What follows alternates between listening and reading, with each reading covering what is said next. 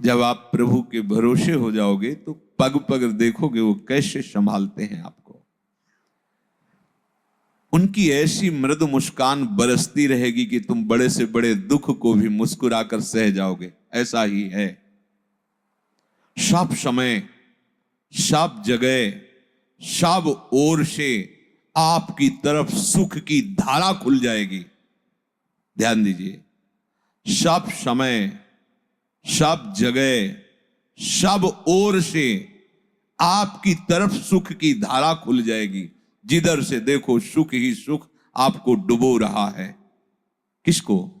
जिसने भजन को पकड़ने के लिए सब कुछ छोड़ दिया है और एकमात्र प्रिया प्रीतम का भरोसा लेकर बैठ गया है, तो दसों दिशाएं उसके लिए मंगलमय हो जाती है।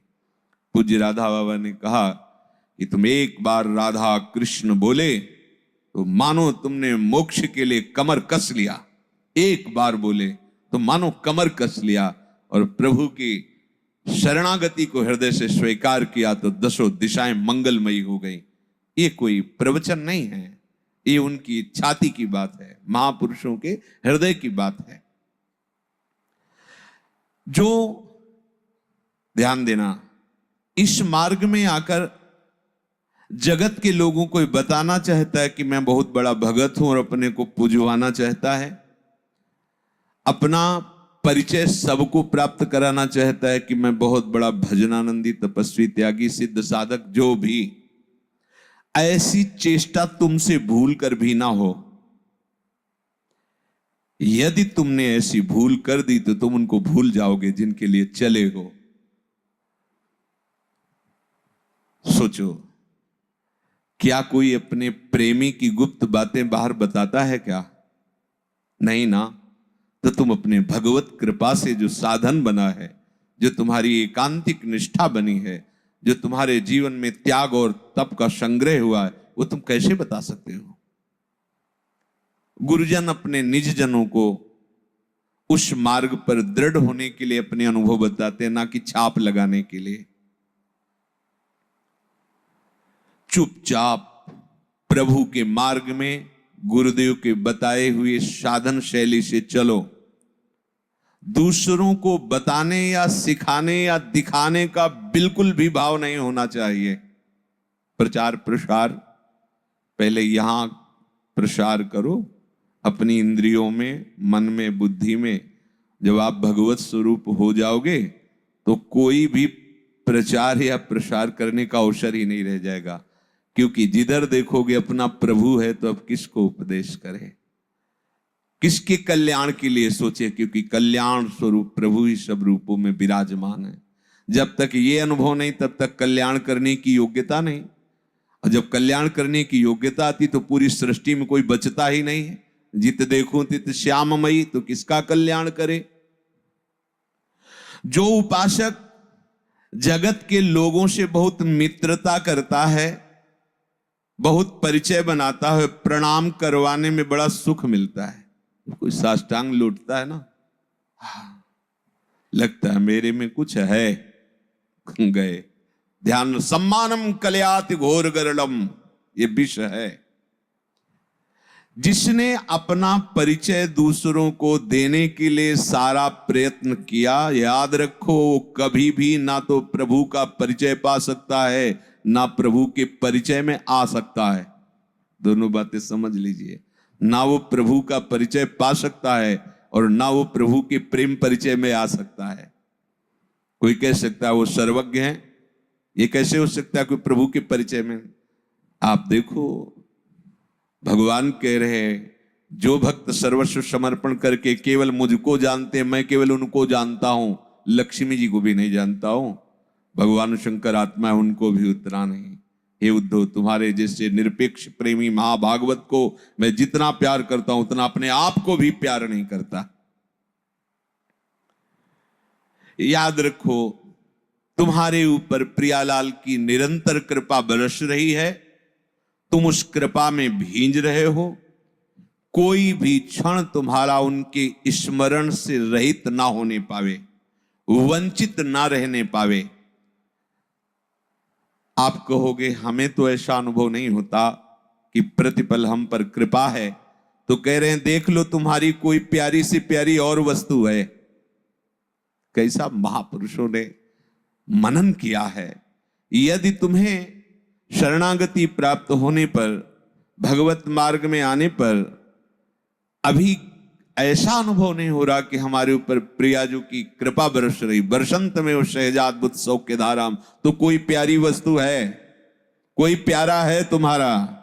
देखो अंदर से उस प्यारी सी प्यारी वस्तु को, उस प्यारे से प्यारे संबंध को प्यारी जू और प्यारे जू से जोड़ो, अभी अनुभव हो जाएगा बरसंत में वो सहजाद बुद्ध सौख्य धाराम।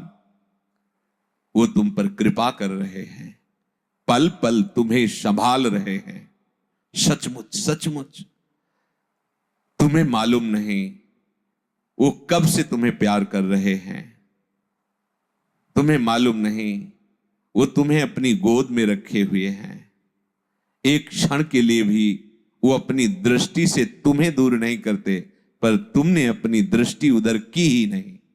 क्या बात, तुमने उधर दृष्टि ही नहीं की, तुम उनसे विमुख होकर दृष्टि संसार की तरफ किए रहे। उनका कल्याणमय कर कमल तुम्हारे सर पर है, अब तुम उसके बल पर वापस लौटो। ये तुम्हारा मार्ग नहीं है। तुम पूछोगे कि ये जलन जो बढ़ रही है हमारे हृदय में, ये चिंता बढ़ रही, शोक बढ़ रही, मन घबरा रहा है, पता नहीं क्या कैसा, ऐसा लगता है कि ना कोई आग है, ना कोई जलन है, ना कोई ताप है। ये मन की विमुखता है, घबरा रहा है। अनंत बलशाली प्रभु का आश्रय लेने में घबरा रहा है। नाशवान प्रतिपल छूटने वाले विषय के छोड़ने में घबरा रहा है। ये मन की चाल है। न कोई आग है, न कोई जलन है, न शोक है, ये केवल अज्ञान है। डरना मत, आगे बढ़ो। अभी वो भूमिका नहीं आई जो निर्भय अवस्था है। आगे कदम रखोगे तो आप खुद हंसोगे अपनी इस वृत्ति पर। जो हो रहा है होने दो, तुम्हारे रोकने से रुकेगा भी नहीं। तुम तो बस अपने मंगलमय आराध्य देव की इच्छा में अपनी इच्छाओं को मिला दो। आओ प्रवाह में बहते हैं। प्रवाह में बहने में जानते हो हाथ पैर नहीं चलाना होता। सत्प्रेम सिंधु मकरंद रसौघ धारा। अब इस धारा के प्रवाह में बहो। राधा राधा राधा। भयानक से भयानक भय भी तुम्हें भय नहीं दे पाएगा, और सुंदर से भी सुंदर कोई तुम्हें आकर्षित नहीं कर पाएगा। कब? जब राधा की धारा में बहोगे, प्रवाह में। लीला में तुम्हें वो बता देंगे अपना रहस्य। लीला में तुम्हें ऐसा जगा देंगे कि तुम कभी सोओगे नहीं। सोने का मतलब ये तमोगुणी निद्रा नहीं, मोह निद्रा, अज्ञान निद्रा। तुम्हें वो दिखा देंगे कि वो कब से तुम्हें प्यार कर रहे हैं। जब से प्यार कर रहे हैं तब से अलग ही नहीं हुए। तुम ही भागते रहे, उनकी तरफ कभी देखा नहीं। तभी तो भक्तजन रोते रहते हैं कि कितने अहेतु की कोई हेतु नहीं। आप जैसे महान को मुझ जैसे क्षुद्र से क्या हेतु हो सकता है, पर इतना प्यार। फिर बाद में अनुभव करा देंगे कि तुम उन्हीं के स्वरूप हो, कोई और नहीं। बस उस समय तुम उनके हाथ के विशुद्ध खिलौना बनकर उनकी नित्य लीला में प्रवेश पा जाओगे। जैसे कोई कहता है ना कि मैं नित्य लीला में प्रवेश पा रहा हूं, अज्ञान की बात है। जब तक मैं का स्मरण है तो नित्य लीला में कैसे प्रवेश? मैं का विस्मरण ही नित्य लीला में प्रवेश होता है। अपना अस्तित्व खत्म हो गया। ब्रह्म नहीं, माया नहीं, नहीं जीव नहीं काल, अपनी हो सुधि ना रही, एक रहे नंदलाल। अब ये लीला में कभी कभी लगता है साधक ये बड़ी बड़ी बातें करके केवल प्रणाम करवाने के लिए ऐसी झूठी बातें बोलता है, केवल सम्मान के लिए। ऐसा क्यों कर रहे हो? वास्तविक सम्मान और वास्तविक प्यार जहां से मिल रहा है वहां से तुम अपना संबंध विक्षेप करते हो, तो तुम्हें ये झूठा प्यार कब तक संतोष देता रहेगा? विश्वास करो प्रभु सत्य हैं, प्रभु नित्य है, प्रभु सर्वत्र है, इसलिए तुम्हें कपट और पाखंड करने की जरूरत नहीं है। कैसे महापुरुष जन प्यार से समझा रहे, वो सत्य है, वो नित्य है, वो सर्वत्र है, इसलिए तुम्हें पाखंड करने की जरूरत नहीं है, नाटक करने की जरूरत नहीं है। प्रभु तुम्हें बहुत प्यार करते हैं और वो बहुत सर्वशक्तिमान है। अब तुम्हें जितनी शक्ति उन्होंने दी है, बस सारी शक्ति लगा करके उनके भजन में समय व्यतीत करो, विषय चिंतन ना होने पावे। पीछे प्रसंग में चर्चा चल रही थी कि विषय भोग क्रिया नहीं हुई, केवल विषय चिंतन हुआ, उसी से सर्वनाश हो जाता है। अब जो बात कह रहे हैं वो विशेष साधकों के लिए, क्योंकि साधारण जन इसे नहीं समझ पाएंगे।